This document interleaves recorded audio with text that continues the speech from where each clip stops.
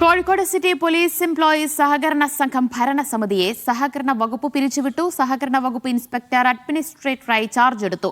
ഭരണസമിതിയുടെ സാമ്പത്തിക ക്രമക്കേടിൽ സഹകരണ വകുപ്പിന് പരാതി ലഭിച്ചതിനെ തുടർന്നാണ് നടപടി. വിഷയത്തിൽ കസബ പോലീസ് കേസെടുക്കുകയും ചെയ്തിട്ടുണ്ട്.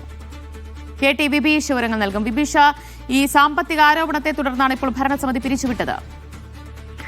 അതെ, സാമ്പത്തിക ആരോപണത്തെ തുടർന്നാണ്, സാമ്പത്തിക ക്രമക്കേട് ആരോപണത്തെ തുടർന്നാണ് ഇപ്പോൾ ഭരണസമിതി പിരിച്ചുവിട്ടിരിക്കുന്നത്. അതായത് 2.5 ലക്ഷത്തിന് ജാമ്യം നിന്ന ആളുടെ പേരിൽ 25 ലക്ഷം രൂപ വായ്പ അനുവദിച്ചതടക്കമായിരുന്നു സാമ്പത്തിക ക്രമക്കേടുകൾ. ഇക്കാര്യത്തിൽ നേരത്തെ തന്നെ പരാതി ഉയർന്നെങ്കിലും പോലീസ് കേസ് രജിസ്റ്റർ ചെയ്തിരുന്നില്ല. പിന്നീട് UDF സർക്കാർ അധികാരത്തിൽ വന്നതിന് പിന്നാലെയാണ് ഇക്കാര്യത്തിൽ കസബ പോലീസ് കേസ് രജിസ്റ്റർ ചെയ്യുന്നത്. ഇതിൽ അന്വേഷണം തുടരുകയാണ്.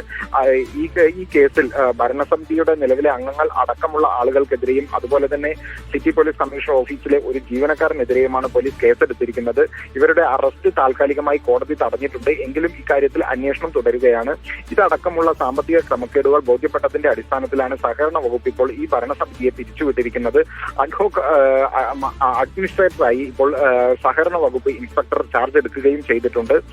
1 വർഷം മുമ്പ് തന്നെ ഇക്കാര്യത്തിൽ കേസെടുക്കാൻ വേണ്ടി SP അടക്കമുള്ളവർ നിർദ്ദേശിച്ചിരുന്നു. എന്നാൽ ഭരണസമിതിയുടെ ഇടപെടലുകളാൽ കേസെടുത്തില്ലെന്നാണ് നേരത്തെ ഇതിന്റെ ഭാരവാഹികൾ അടക്കമായിരുന്ന ആളുകൾ പറയുന്നത്.